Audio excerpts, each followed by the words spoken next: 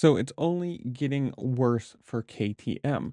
Now, what was initially thought to be a $1.8 billion debt has now risen to 2,185,344,613.84 cents. That's coming from 300 or 3,535 claims, 2,347 from employees, and 1,187 from creditors.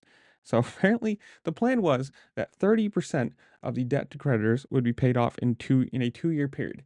That is to be voted on in a hearing on February 25th. Earlier this week, we had some news that there was investors, interested parties, whatever you want to call it, having risen an investment of up to 900 million, I'm assuming euros, whatever the actual monetary value is. I'm just going to talk in numbers, not in whatever. 900 million.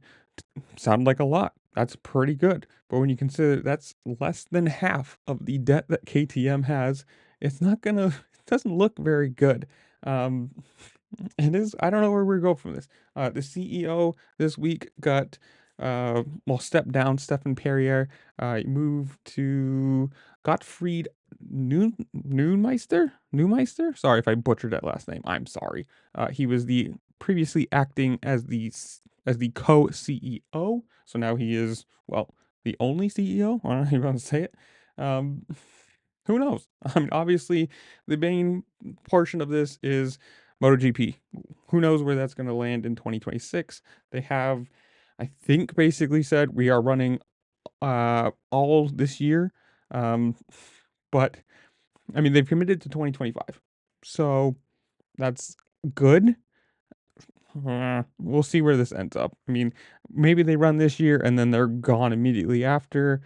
Maybe they find some more investment. I don't even know. There was obviously the news few weeks ago, a month ago, whatever. Maybe Lewis Hamilton bringing in some people. Obviously, he's got some money on his own side, but not enough to cover the $1 billion debt change or difference. But I mean, if he can come in and at least bring a known face to it and some money behind him, maybe that changes some things. But it's still huge. I mean, two 2.1 billion, 2.185 billion is a lot.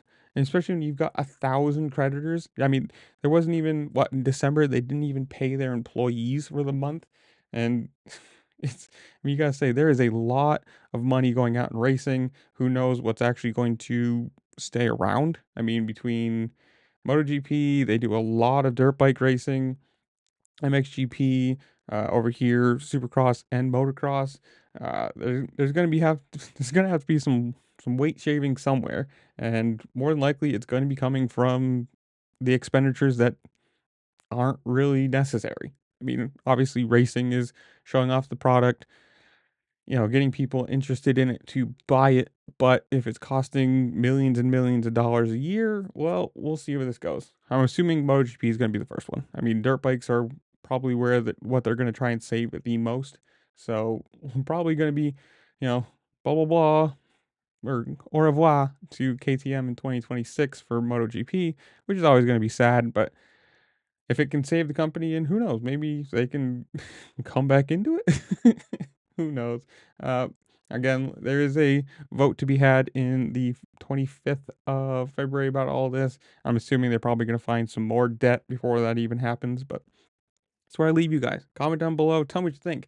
Are they gone from MotoGP in 2026? Do you think the company's going under? Do you think they're going to be fine? Whatever it is, comment down below. Tell me what you think.